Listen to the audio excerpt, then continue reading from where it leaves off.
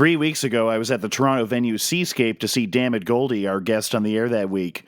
Also on the bill were this week's guest, the band Pretox. At that show, they performed New Orleans' Sinking by the Tragically Hip very well. The manic riffing was even more expertly played than Bobby Baker's original, mostly because it was speedier but kept up the technical precision. Pretox is a power trio and it equaled the Hips' performance with 2 fewer people, no mean feat. I asked them if they were going to play it again at their next gig. They said no, but they were going to do Grace too, also by the Tragically Hip. So I showed up and grabbed the track with my trusty Zoom H4n recorder. Pretox is Alex Maish, vocals, guitar, Jesse Tainton, bass vocals, and Ryan Luke, drums vocals. These guys are high energy enough for a punk show, but possess a musical sophistication across all 3 instruments.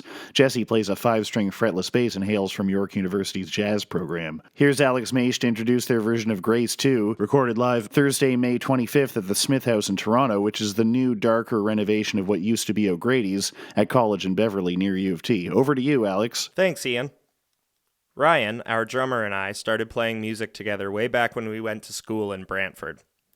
Now, I don't think Ryan would describe himself this way, but I'm a big fan, so I will. Ryan was the drummer.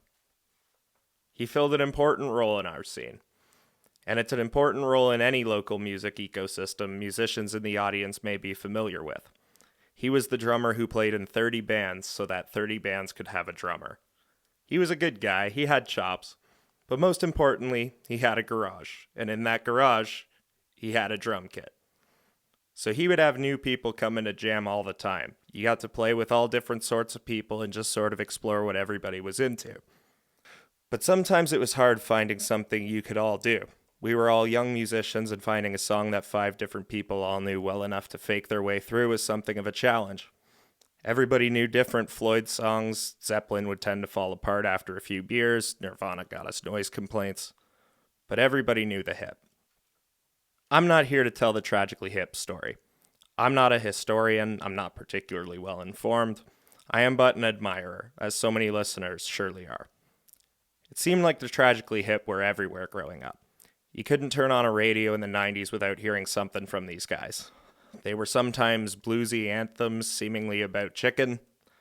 Sometimes they were heartbreaking ballads about a prison break. Sometimes they were about hockey. Sometimes they were about people who didn't give a fuck about hockey. But they were always the Hip. You knew it when you heard it, and we accepted no substitutions. It also felt very Canadian. The Hip were Canadian, sure, like so many other bands, but it was more than that. They were writing songs about us. Our homes, our heroes, our stories. They never blew up around the world like some of their contemporaries.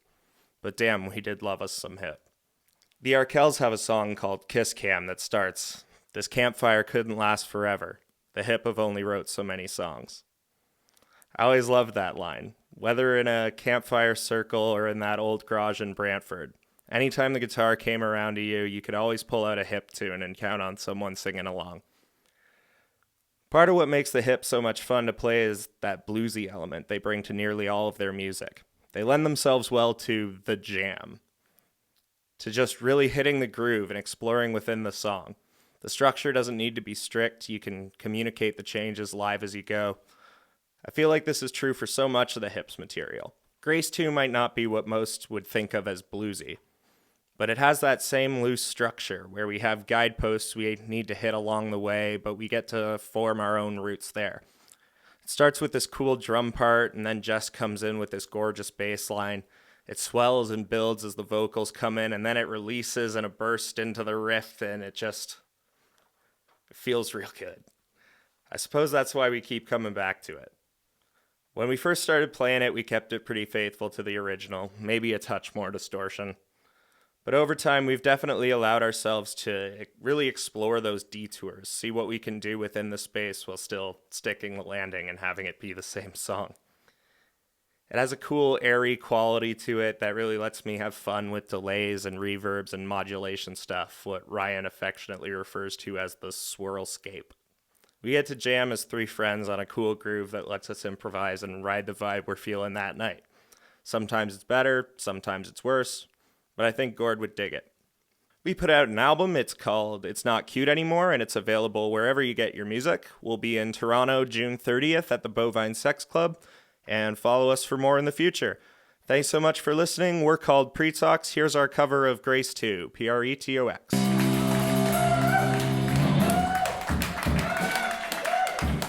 Thank you guys so much.